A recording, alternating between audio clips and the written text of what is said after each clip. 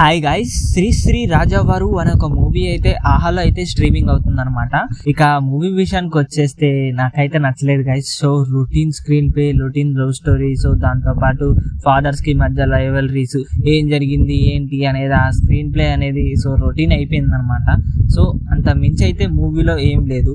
So overall గా movie గురించి చెప్పాలి అంటే ఒక వన్ టైం వాచ్ అనమాట. సో సింపుల్ గా వీకెండ్స్ లో అప్పుడప్పుడు చూద్దాం అనుకునే టైంకి సో అది ఓవరాల్ గా అయితే మూవీ గురించి చెప్పాలి.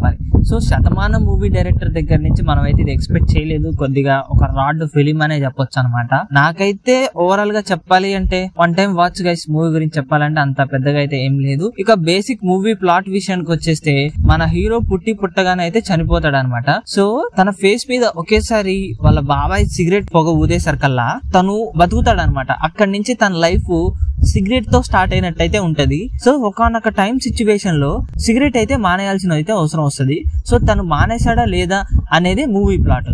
ఇక అక్కడి నుంచి మొదలవుతుంది అనమాట స్టోరీ.